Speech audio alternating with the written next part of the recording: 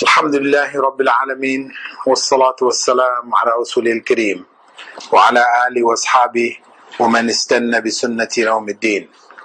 All praise is due to Allah, and may Allah's peace and blessings be on the last Prophet Muhammad sallallahu alayhi wa sallam, and on all those who follow the path of righteousness until the last day.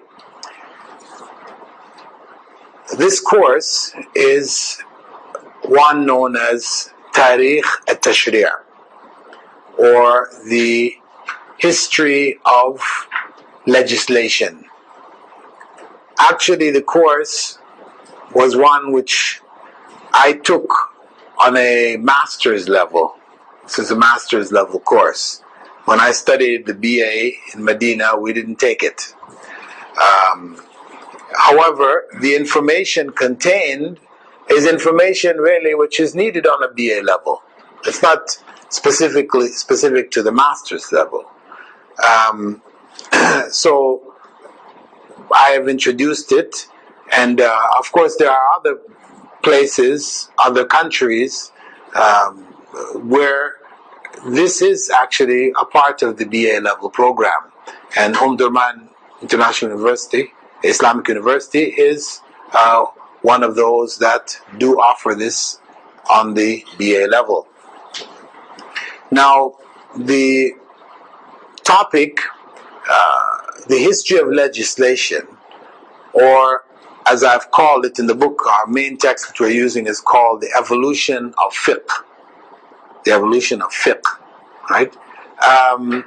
This text is probably the only one of its kind that I know of in English, dedicated specifically to this topic. Now, there are other texts that have been produced. I saw a book by Abdurrahman Doi, who is an Indian scholar who taught in Nigeria for a number of years. He was teaching fiqh and usul fiqh. And he did a book called Islamic Legislation, quite a thick book.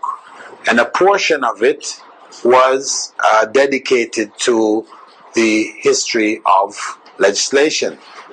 But as a book only dedicated to this topic, and this is the only one I know of, otherwise I would have included the others as part of our curriculum for those who wanted to get further information.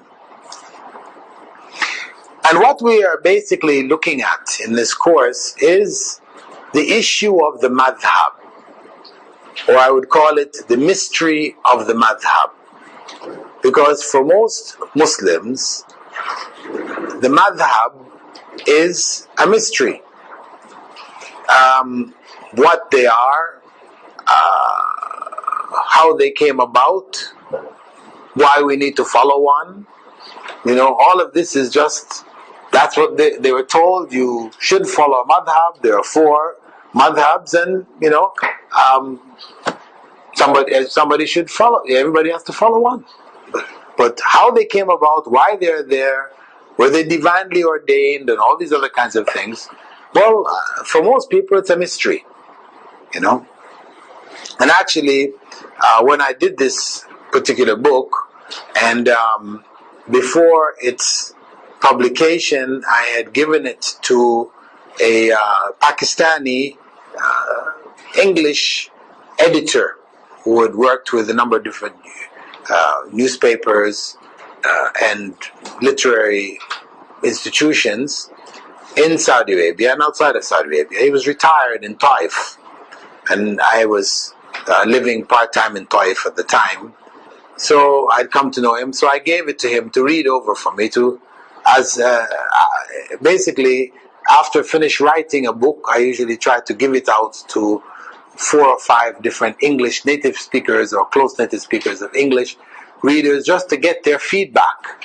Because you might think you're writing and conveying your ideas, and grammatically they might be fine, but until you hear from the people on the ground who are going to end up reading the book, and not necessarily the person who edits, then the understanding might be different. So it's good to hear from the common reader, or maybe a common reader, to hear their feedback on what needs to be adjusted or improved, etc., etc. So anyway, I gave it to this gentleman, a retired individual. I think he was in his late 70s. He read it over, and he made a few comments, but when he gave it back to me, he had tears in his eyes. I was wondering why. This is not really a very emotional book. It's a very, technical, But he said to me, he said, for the first time in my life, I've finally understood what the madhabs were about. All his life, he said, I'd wondered, nobody could ever explain it to me. It was just, but for the first time in my life, I finally understood what they were about. So mashallah. And of course, for new Muslims, this idea of madhab becomes even more acute. For those who are born in cultures where it is your madhab, nobody questions it. You're from Pakistan, you're Hanafi. You're from South India, you're Shafi. Sri Lankan, you're Shafi. You're from Indonesia, you're Shafi. You're Malaysian, you're Shafi. You're from Sudan, you're Maliki. You're from Egypt, probably Shafi. Might be Maliki too. The rest of the North Africans, you're Maliki. Tunisia, Algeria, Morocco, Ghana. Also going south from there, Nigeria, Maliki. Turkey, you're Hanafi. The countries, it's basically set. What is the madhab of the country? So people, there's the issues of contradictions of the madhabs, don't really come up per se. But for a new Muslim, a person who first comes into Islam, they may find some issues concerning the madhabs, which the born Muslim doesn't find. It doesn't become an issue for them. For myself, when I first became a Muslim, I traveled shortly after becoming a Muslim, I traveled with Jamaat Tabligh. So after traveling with Jamaat Tabligh, I did my 4 months. I came back and announced to my family that we are now Hanafis, right? I learned when I was with Jamaat Tabligh that, there are 4 madhabs and you have to follow one. And after telling me that, they told me, but most Muslims are Hanafis. So, of course, logically, I would want to be what most Muslims are. They're Muslim Hanafis, so, that made sense. After coming back to Canada, I moved to live next to a particular masjid, and it so happened that the imam of that masjid was from Egypt, and his father had been a scholar, and so I started studying under him, and so he started to teach me the Shafi'i madhab, and I started to see the differences, and as I built my friendships in amongst the Muslim community that was there in Toronto, I came to become good friends with some Moroccans, and then they started telling me about the Maliki madhab, and again, different issues, and I said to myself, well, I'm going to have to go back to the sources, this is not going to work, I need to understand this. So this is basically why I made the intention to go overseas and study it from the Arabic sources and, learn the Islam from its root, and then to be able to put all of this in context. So basically, the book serves the purpose of clarifying or giving context to the issues of the madhab, as well as understanding how the usul al-fiqh, which you have studied already, how this developed, the history which was behind it. I mean, you did some study on the history, but this is a wider approach to the issue of Islamic legislation. Just to illustrate a point of the vital, from a dawah perspective, the vital importance of grasping the reasons for the madhab, is that if, for example, one, a male touches a female, his own wife, according to the Shafi'i madhab, school of Islamic law, he has no wudu. And according to the Hanafi school, he does have wudu. So we have a problem here. If differences, because basically I was taught initially that all the madhabs are correct, and doesn't matter which one you follow, it's like a path to paradise, you just follow one. Make sure you follow one, otherwise your imam becomes Satan, right? Accepting that all of them are correct, you have a logical issue in that logically it is not possible to have wudu and not have wudu at the same time. This is something not logically possible. So the idea that you would accept that both the Shafi'i and Hanafi schools of Islamic law are both correct on this issue, this requires turning off your logic. Similar to the Christian turning off his or her logic when they're given the issue that God is 3 in 1, that 1 + 1 + 1 = 1.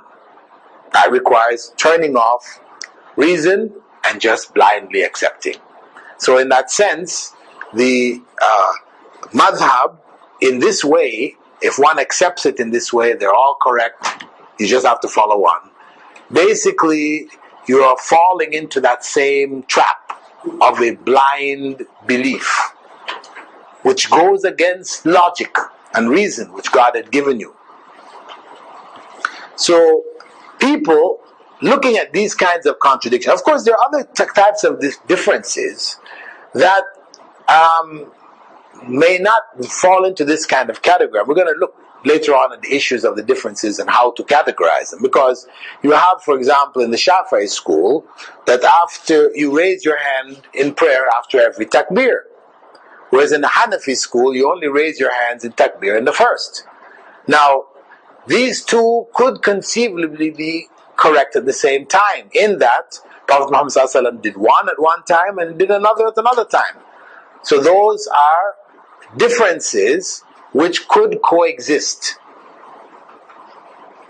But the first one which I mentioned, where it is not possible to have wudu and not have wudu at the same time, those two cannot coexist.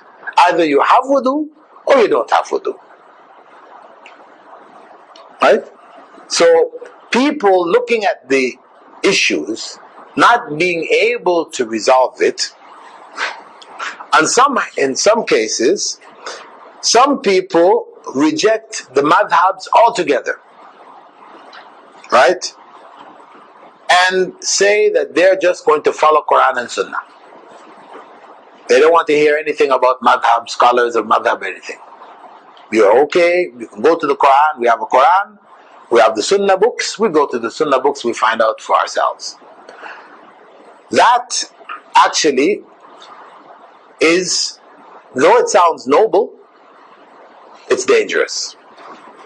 Because working with the Quran and working with the Sunnah requires a comprehensive knowledge of both the Quran and the Sunnah, which most people don't have. Most of the books of the Sunnah haven't even been translated. You'll hear people, English-speaking people, saying this kind of thing. But really, it's not tenable. It is not feasible to make that claim. One must depend on scholars, those people of knowledge. One may seek clarity and ask for evidence and, not just accept what is told to them blindly. That's fine for you to do that. But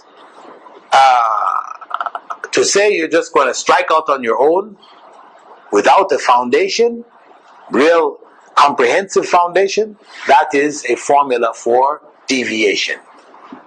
That's a formula for deviation. The other approach, which is the one we spoke about, which I was taught, that these divisions, these different schools were divinely ordained, right? And you just follow one based on faith, and that's it. That is also a dangerous position. Dangerous from the perspective that in doing so, one then violates the second article or second part of the first article of faith. First pillar of Islam, right? First pillar of Islam, our declaration, La ilaha illallah, Muhammad Rasulullah.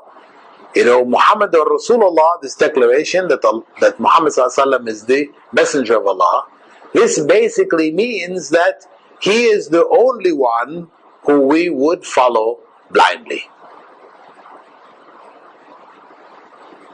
That's what it means. Nobody else has that right to be followed blindly. And to do so for any other human being is to violate the second half of our declaration of faith.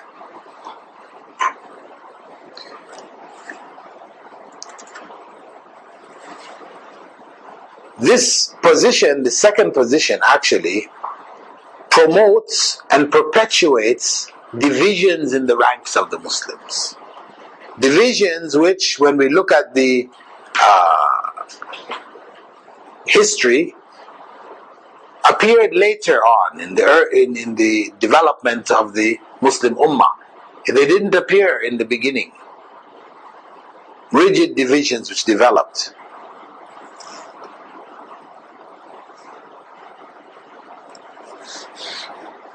The other position, that of rejecting the madhabs altogether, actually promotes extreme views.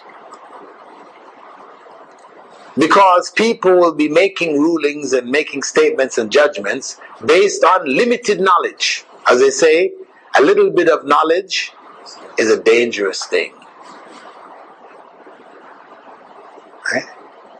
And what it involves is rejecting the legal efforts of the first 3 generations of Islam, about whom Prophet Muhammad had said, خير الناس قرني ثم الذين يلونهم ثم الذين يلونهم. The best of people are my generation. Then those who follow them, then those who follow them. So to reject those who the Prophet ﷺ had said were the best of generations is obviously deviation in and of itself. It is a foundation for deviation.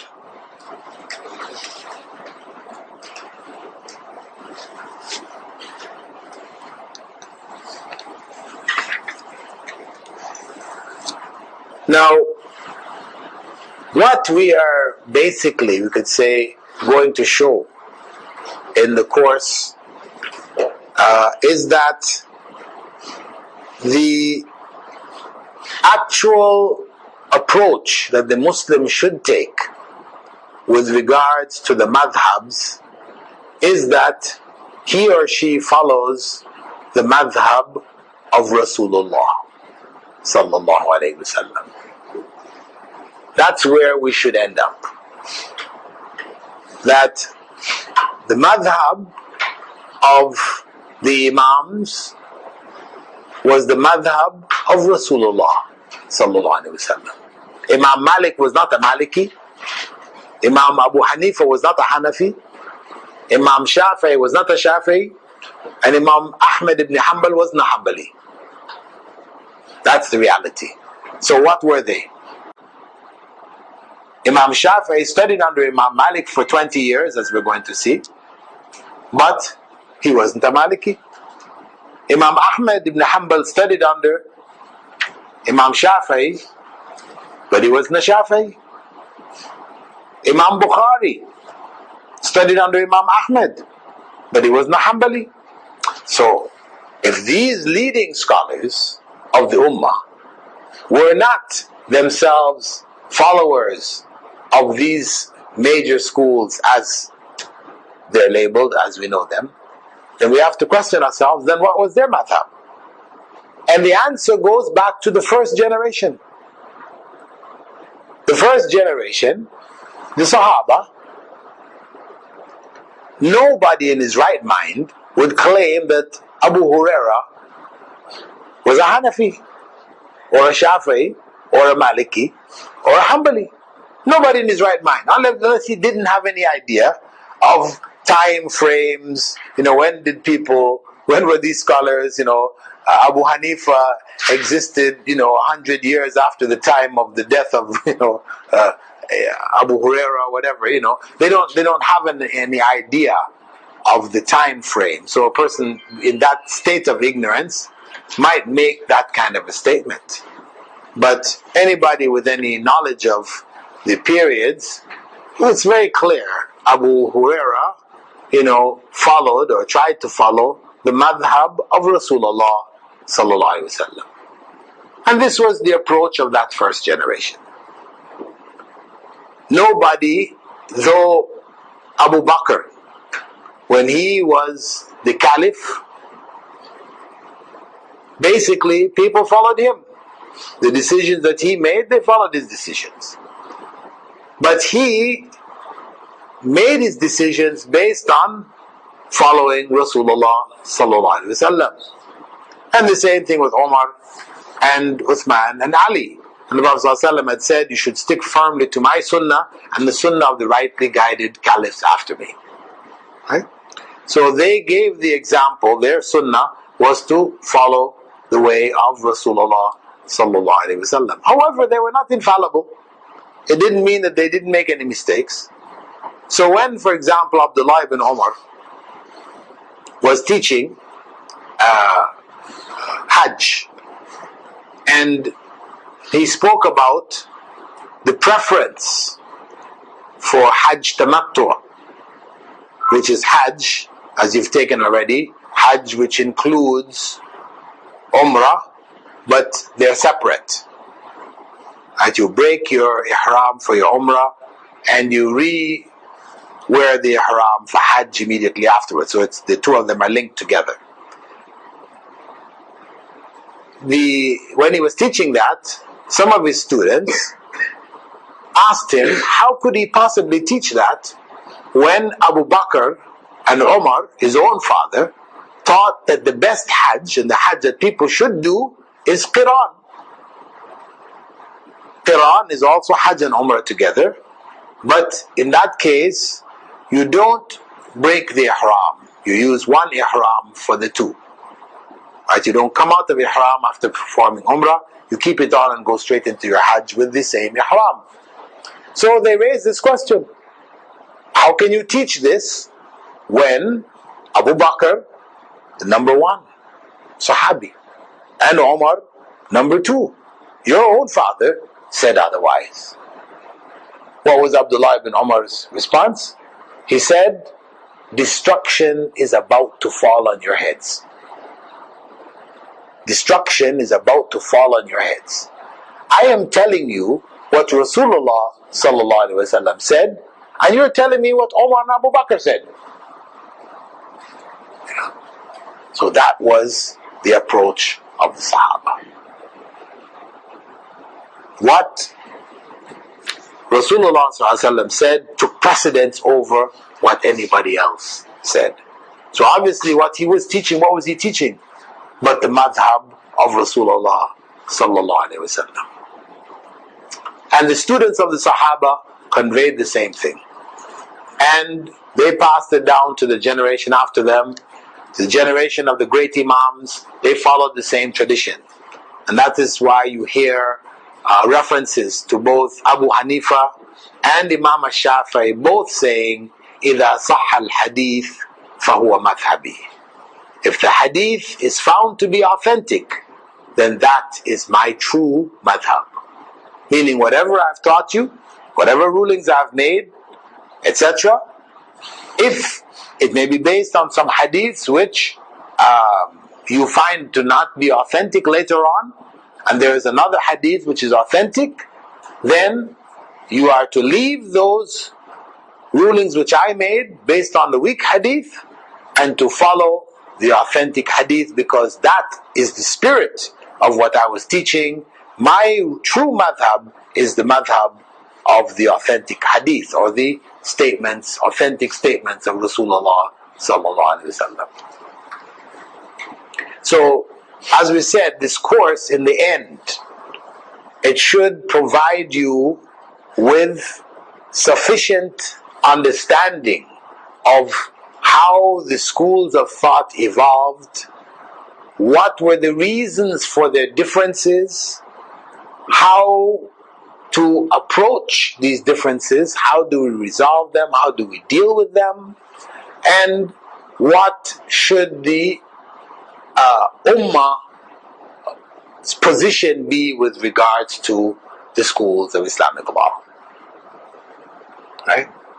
So this is ultimately what I'm giving you, the outcomes before we actually go in and do the course. So you can keep in mind these goals, these ideas, as we go through the material, knowing that in one way or another, it should elucidate that, it should illuminate it. If you find that it doesn't, then that's the time to question. Doesn't this seem to support the idea of following a madhab blindly? If we come across this evidence or that evidence or the other, as opposed to what we're saying. And we will see clear evidence, and we look at it in detail, where the blind following of the madhab split up the ummah to such a degree that we can have no doubt that it was harmful. We can have no doubt that it was harmful. Because when, from the 13th century onwards, it was ruled in the Hanafi madhab that it was not permissible for a Hanafi to marry a Shafi'i, and this ruling stayed in place for hundreds of years, until one of the later Hanafi scholars ruled that it was permissible, considering that we are allowed to marry the people of the book, right? The women of the people of the book. We should at least give the Shafi'is status of people of the book, so we can marry Shafi'i women, but our women cannot marry their men. And then that continued on for a few more 100 years, right? So, if that isn't clear evidence of, fundamental division which is splitting the ranks of Muslim, then what can we say? Furthermore, the other example, which we can see clearly the negative impact of the blind following of the madhabs, is the practice which developed from that 13th, 14th century onward, all the way up until 1925, of having 4 different prayers conducted around the Kaaba for each of the various prayer times. So that when the time for the adhan of Dhuhr came, or Fajr, or Asr, or Maghrib, or Isha, around the Kaaba there were 4 canopies. Each canopy had a name. It was called the Maqam Shafi'i, Maqam Hanafi, Maqam Hanbali, and Maqam Maliki. So the Imam from the Shafi'i school would stand up, they would make the Iqamah after the adhan was made, then all of the Shafi'is who were making tawaf would line up behind him and pray Salatul Zuhr. When he was finished, then the Imam from the Hanafi school would stand under the Hanafi canopy, and all of the Hanafis making tawaf would line up and pray behind him, and so on and so forth through the Malikis and Hanbalis. So we had 4 different prayers going on around the Kaaba. And it was ruled that as a Shafi you can't pray behind a Hanafi. Hanafi couldn't pray behind a Shafi. Because of course if you recognize, you say that the Shafi he's praying behind a Hanafi Imam who happened to touch his wife before he came to lead the prayer, and according to you as a Shafi he doesn't have wudu. How can you pray behind the Imam without wudu? You've got a problem, right? And so on and so forth. So these are amongst the evidences, and there are many others. In fact, there was a book, so it's available on the market, called At-Ta'assub al-Madhhabi in Arabic. I think they translated as Madhhab Fanaticism by Sheikh Abbasi, where he has gathered a number of examples of this kind of extremism, extreme views, which splintered up the Ummah as a result of it. So, for the purpose of the course, it's good for you to read that book, which will give you further ammunition or further examples of the harmful effect of madhabism. One of the dangerous isms that splits the ummah and brings it down, keeps it down. That really, for Muslims to progress, they will have to tackle this. They'll have to overcome it. Of course, in 1925, when the forces of the what was known as the Wahhabi movement at the time, King Saud, his forces took Mecca. When they took Mecca, they went straight to the Kaaba and they tore down all these canopies, right? And there were other structures that they built around the Kaaba too. They tore them all down and only left the well of Zamzam and Maqam Ibrahim. Of course, when they did this, the Muslim Ummah cried out, because they had gone for generations with these structures around the Kaaba. They thought these people are desecrating the Kaaba. But actually they were purifying it, of what had been added to it. And they ruled that one Imam should lead everybody, regardless of what his madhab was, Hanafi, Shafi, Maliki, Hanbali. He leads and everybody has to follow. They will not permit 4 prayers to go on around the Kaaba anymore. So that ended in 1925 with the conquest of Mecca. All the way up until 1925. So the point is that this is, alhamdulillah, it was progress. Though, as I said, the Muslim Ummah being used to these structures and this kind of approach, initially they labeled that movement as Wahhabi, which meant really heretical. People who were doing things against the religion, they were trying to change the religion and make up their new religion, their own religion, But in fact, it was not the truth at all. And people resisted this. But because the power was in the hands of King Saud and his family, they established, and people just had to, as they say, lump it, right? You like it or lump it, they had to lump it. So in time, people got used to it, and that approach spread. The ideas of madhabism was broken down to some degree. At least in Hajj, people experience, the unity which is supposed to be there. Okay, we started late, so this is why I'm not going to give any break.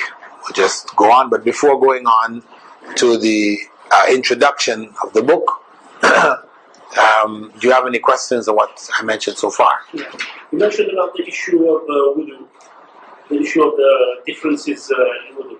I mean, there are still some prominent sheikhs today who believe that if a person touches a woman, he loses his wudu. But there is ample evidence. There's evidence in the hadith of Rasulullah kissed his wives and he was still in wudu. So why can they not consider these hadith as legitimate and believe what they will believe? Well, brother's question, basically, if there is ample evidence to show that one position of a madhab is not correct, and it is really the correct positions with another madhab, what you will find is that the enlightened scholars of that madhab will adopt it, and the unenlightened will rigidly stick with the other. So you'll find, for example, among the Hanafi scholars, there are some Hanafi scholars who used to raise their hands with each takbir and teach it, though they were Hanafis. And so on and so forth. I mean, you will find examples in all of the various schools of scholars over time who did not allow the madhab differences to affect their teachings, where they did, while following a tradition of scholarship, they didn't restrict themselves to that tradition. And that has been always through time. Though the masses tended to stick with the madhab, leading scholars throughout the eras did go beyond the madhab. So another question, but nevertheless, why do we still call these scholars Hanafi scholars or Maliki scholars or whatever? Some of them some very prominent scholars, like Imam al-Tahawi was known as a Hanafi scholar, wasn't he? So why do we still... Well, you see, the term Hanafi, Shafi, Maliki, these terms only identify the legislative school that they learned under. Because Imam al-Tahawi did not restrict himself to the Hanafi rulings. He taught, for example, that when you go into sujood, you go with hands before your knees. That was his position. And a variety of other positions. The point is that he didn't restrict himself, but that is the tradition under which he studied. It's just like Imam Ibn Taymiyyah, right, is known traditionally as a Hanbali scholar, because that is the tradition, legislative tradition under which he studied. But he didn't restrict himself to that madhab at all. And so on and so forth. Right? So that terminology only identifies the legislative school that he studied under. It doesn't mean that he was a blind follower of that particular school. It just identifies the tradition that he studied under, not necessarily what he was, who he was afterwards. Okay? Now, these were the scholars who could actually learn, and then they would not restrict themselves. Now, we are not scholars, so what are we supposed to do? Okay. What you're asking is the question that comes at the end of the term, right? That's the question that comes at the end of the term, after we have concluded our study and we reach the end, and we need to. If that question remains in your mind, then you ask it then. But I mean, basically, I could just say simply, what should we do? We follow the madhab of Rasulullah sallallahu alaihi wasallam, and we do it possibly through whatever scholars, whatever schools they follow, wherever we are.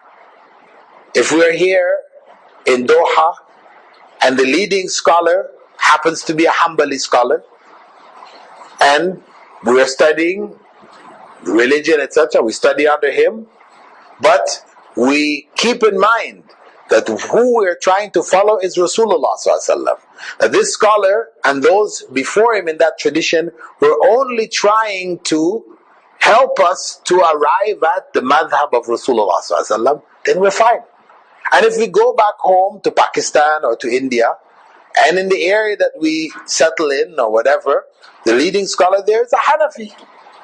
And he is teaching, we study under him with the same open mind. And nobody has to tell us, well, in Doha you are Maliki, and in Pakistan you are Hanafi. What kind of thing is this? No, nobody has to tell us that. And we don't have to worry about it. It doesn't mean anything. We just look at the tradition of the early generation of scholars, and that's how they functioned. They didn't have a problem. One of Abu Hanifa's main students, Muhammad al-Shaybani, he studied under Imam Malik and memorized the Muwatta of Imam Malik, which is his main book, and taught it. So he didn't have a problem, even though his main teacher was Abu Hanifa, and so on and so forth. Changing of opinions based on additional knowledge was the tradition of the early generation. They didn't have a problem with having learned something, later finding out other information and changing their positions. It wasn't a problem. And it shouldn't be a problem for us today. Regarding the differences between the madhab, are most of them restricted to fiqh issues, or do some of them spill over to aqeedah issues as well? Okay, brother's question regarding the differences between the different schools of Islam, of legal schools. Did the differences spill over from legislative, rulings, fiqh rulings, to aqeedah? Yes, sometimes they did. But mostly they stayed in the realm of fiqh. Mostly. But sometimes fiqh issues were interpreted from an aqeedah perspective, and that created unnecessary division.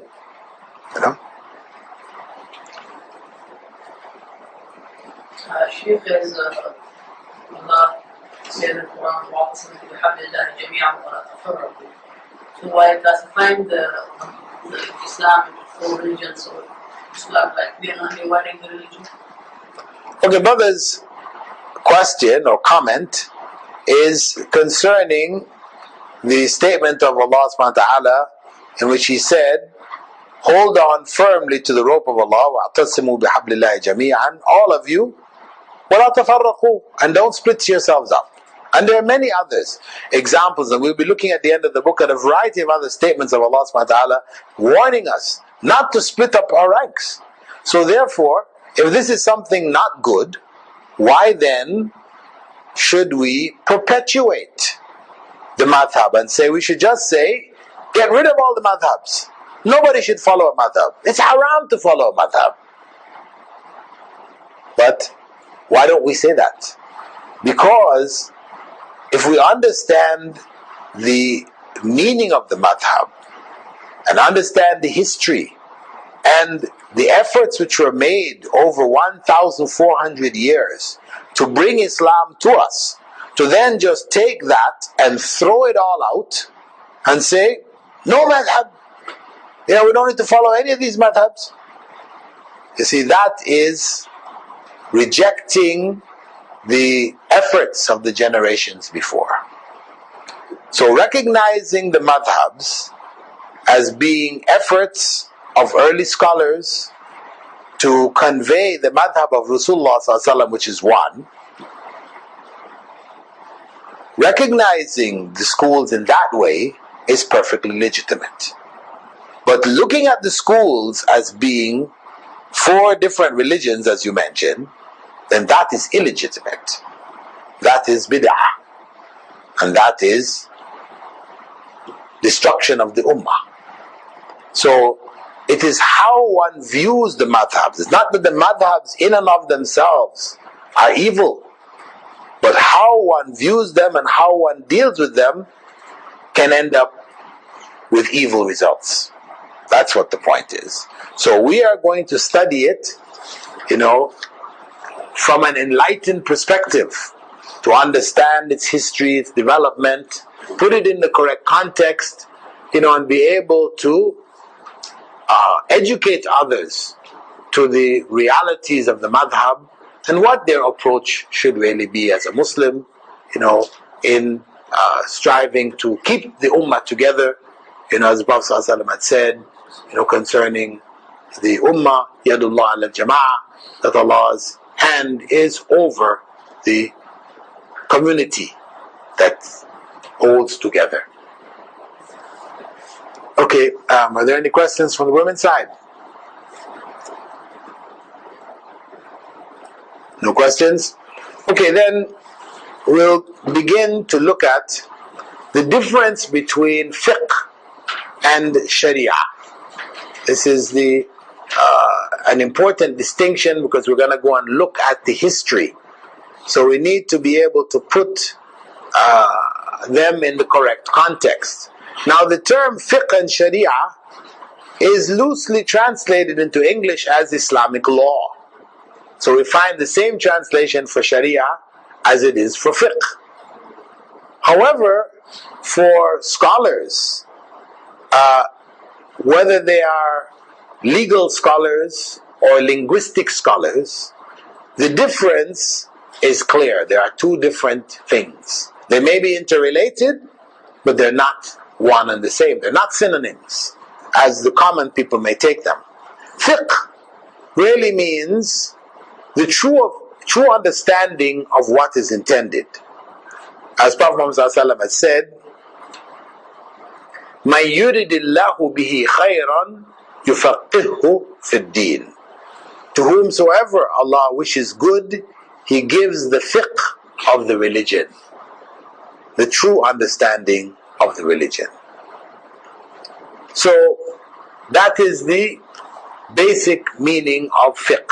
It is a deep understanding or a true understanding of something. Fiqh, it means understanding, fundamentally. But more specifically, it means not just any understanding, but the true understanding. From a technical perspective, fiqh refers to the science of deducing Islamic laws from evidences found in the sources of Islamic law. It is the science of, or the field of study of, deducing Islamic law. The deduction of Islamic laws from evidence found in the sources of Islamic law. The sources of Islamic law: Quran, Sunnah, right? Ijma' and Qiyas. So the fiqh then involves deducing laws from those sources. Usul al-fiqh is the deduction of the principles from which the laws are deduced. Right? Because from your sources, you deduce principles, and you apply the principles in the form of laws. The applying of the principles from the sources in the form of laws is called fiqh. Deducing, extracting the principles is called usul al-fiqh. And the sources consist of the sharia and the ijma', consensus of the Sahaba or those coming after, and the qiyas, which is your tool or means of deduction, ijtihad. Now, literally speaking, sharia means a water hole or a straight path. That is the literal meaning of sharia. It's mentioned in the Quran, in the 45th chapter, that's Surah Al-Jathiyah, where Allah says there, ثُمَّ جَعَلْنَاكَ عَلَى شَرِيعَةٍ مِنَ الْأَمْرِ.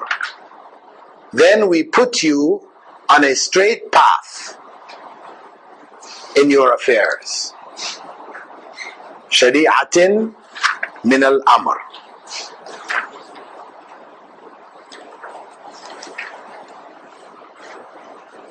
Islamically, Sharia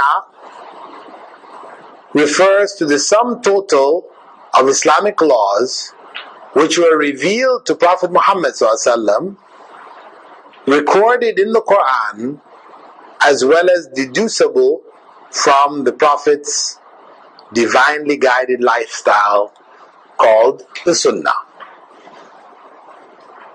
So the Sharia is your foundation based on revelation. Foundation based on revelation. Your fiqh basically is human reasoning, the product of human reasoning in applying those laws based on revelation. So your foundation is there, and now how do you apply that foundation to our times, to resolve our issues? That is called the fiqh, because you have to understand the foundation and then work out how you're going to apply it effectively to your given circumstance. So that becomes your fiqh. Okay? So as a result, there are basic differences between the Sharia and fiqh. And it's important for you to know these differences. Sharia is the body of revealed laws found in the Quran and the Sunnah, while fiqh is the body of laws deduced from the Sharia to cover specific situations not directly treated in Sharia law.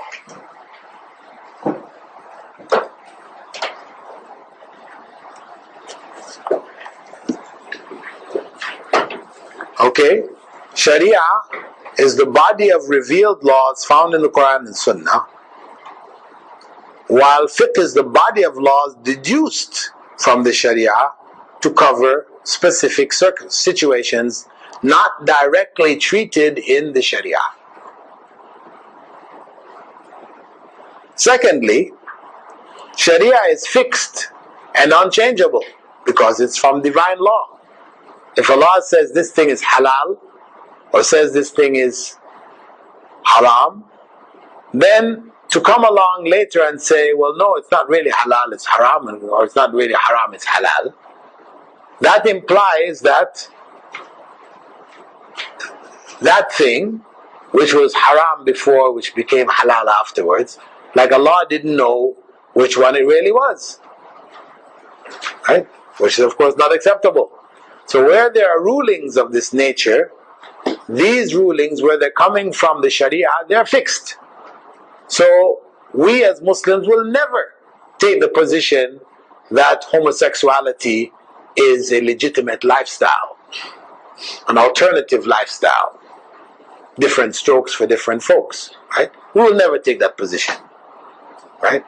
So, those who have chosen that way of life, have to know that from an Islamic perspective, our position will never change. Not like the Catholics and the others. Catholics are on the way. Others have already changed. Ours will never change because our foundation is different. The foundation in Christianity for its legal system is not clear. It's the statements and opinions of their early scholars. They don't have a divine foundation to build on. And we can say the Mosaic law is a divine foundation, but they're not restricted to it. That's the problem. So they can always change. That's why at one time for them riba was forbidden across the board, all the way until the time of Henry VIII. All over Europe, the use of interest was completely forbidden. Shakespeare even wrote a play, condemning the Jewish moneylender, Shylock, right? Merchant of Venice, yes. But Henry VIII, he introduced it. He had certain needs he wanted to fulfill, so he introduced it as a means of getting ready access to cash, which he didn't have. Anyway, so this is one basic distinction between Sharia and fiqh, that the Sharia is fixed and unchangeable, whereas fiqh is changeable. Now Sharia might be held up, might be, restricted from application for given reasons, like during times of famine, the law for stealing might be not applied, hudud. Not that stealing becomes halal in that time, but because of desperation, people might steal and the hands will not be cut in that time. So given certain circumstances, for example, in a non-Muslim environment where Muslims don't control the legal system, people may commit grave sins and Sharia is not applied. Will not go and chop off the heads of murderers, stone to death the adulterers, etc. So we'll not do it in Europe, in America, France, etc. Though the Sharia is there, we can't do it. Right? We're not allowed to do it because it's not that the Sharia has been changed, but its application has been suspended due to the fact that we don't have control of the system, so we don't apply it. Whereas fiqh is changeable because it's based on reasoning, human reasoning. We look at a law, we try to see the principle behind it, and we try to apply it in our new circumstance, which didn't exist in the time that the law was revealed. Now, we do that based on our understanding of the incident that we're seeking to address. Now, our understanding may change. After 10 years, we may understand differently about it than what we understood 10 years before. So when our understanding changes, then the ruling naturally has to change along with it. And that's where the flexibility lies. So fiqh laws are not fixed in stone, and that's why we talk about the danger of the blind following of the madhab. Because what that does is it fixes in stone the fiqh laws like the Sharia laws. It makes the fiqh laws equivalent to the Sharia laws. And of course this is incorrect. The third distinction differences between the Sharia laws and fiqh laws is that in general, the Sharia laws are general. They lay down basic general principles. Whereas the Sharia laws, or the fiqh laws, tend to be more specific. And they give us the details. That's why they tell us how to apply it now. Right? So there's a general distinction between the two. The material on the Sharia is limited, Quran and the Sunnah, the books of Hadith. Whereas the fiqh is unlimited. Every generation, new books are produced, new efforts are made, new rulings are issued, etc., etc. So the fiqh, body of fiqh, is unlimited. Those who blindly followed the schools tried to limit it. They closed the door for ijtihad in the 13th century. Said no more ijtihad. What was worked out in the generations before us is sufficient for us. We just need to apply it, that's all. We don't need to make any more ijtihad. But of course, this position was incorrect. You're talking about the section on the development of fiqh. The building period is that of the Umayyad dynasty, which lasted for about 100 years. Flowering period is that of the early part of the Abbasid dynasty, which ran for about 200 years. And the period that's known as the period of flowering, period of consolidation, is from the decline that's of the Abbasid dynasty, running for another 300 years, to the period of the sacking of Baghdad. This is where the stagnation and decline period began, and that carried all the way up until the 20th century. We are living the legacy of that period, stagnation and decline. So, of course, these are the general divisions which scholars have placed on the phases. They're not rigid divisions. So in books that you might find, once you start to read in Arabic, study this topic in Arabic, you might find divisions not exactly the same, overlapping, etc. But these are the divisions that we would be following, inshallah.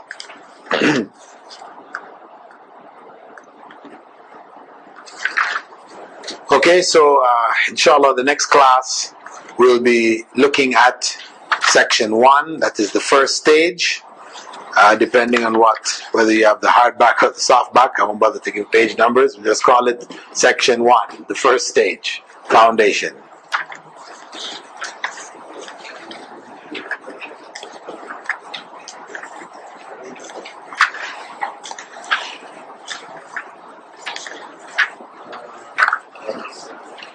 Okay, we'll stop here.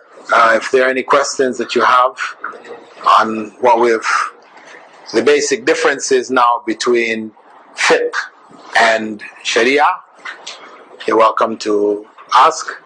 You mentioned earlier on about Imam Muhammad al-Shaybani was a student of Abu Hanifa, yet he studied under Imam Ahmad and he memorized the madhabs. Did he find any difference or any inconsistency in Imam Abu Hanifa's teaching, and that made him shift? Well, actually, as it is mentioned, and we'll come across it, after the death of Imam Abu Hanifa, and the leadership of that school fell into the hands of his three main students, Zufar, Muhammad al-Shaybani, and Abu Yusuf. What happened was that more than 50% of Abu Hanifa's rulings were overturned by his students.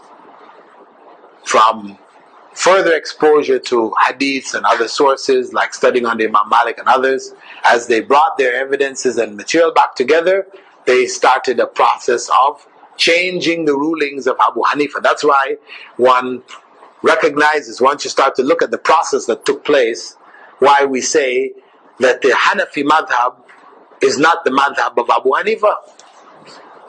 I mean, actually, practically speaking, the majority of the rulings found in the Hanafi madhab were not the positions held by Abu Hanifa. It's actually to that stage. How do you prove this? How do you prove it? Well, I mean, the books that have studied this issue, they have listed, the positions taken by Abu Yusuf and Muhammad al-Shaybani, which later became the common position amongst the Hanafis, and we look at the positions held by Abu Hanifa. For example, a quick position. Abu Hanifa took the position that it was permissible to drink alcohol as long as you didn't get intoxicated. And he took the position that it's not permissible to wipe on socks. Those were his positions. Today, Hanafis don't hold that position. Abu Yusuf and Muhammad al-Shaybani, after studying other sources under Imam Malik, etc., overturned that ruling and prohibited, based on the hadith, ma askara kathiruhu faqalluhu haram, whatever intoxicated in large amounts is forbidden in small amounts. They took that ruling, and that became the ruling of the Hanafi madhab. And wiping on the socks is considered to be legitimate in the Hanafi madhab. In fact, they're the well-known practitioners of it, making the khuf and making it, distributed all over the world. It's mainly coming from the Hanafi madhab areas like India, Pakistan, etc. Okay? Any further questions? Sheikh, I have just a comment. Can we say that because of communication gap between the scholars at that time, are there an accessibility to all the authentic hadiths, so that some differences may be made between them? Okay, I mean, again, you're jumping the gun, right? Brothers comment was asking whether we could say that the reasons for different rulings or differences amongst the various imams was due to the fact that the distance between them or inaccessibility of certain knowledge. Yes, these are factors, and we look at that. There's a whole chapter dealing with the reasons for conflicting rulings, and these are among the things that we look at. Yes. Further question? No, inshallah we'll stop then. Subhanakallahumma wa bihamdika, nashhadu an la ilaha illa ant, nastaghfiruka wa natubu ilayk.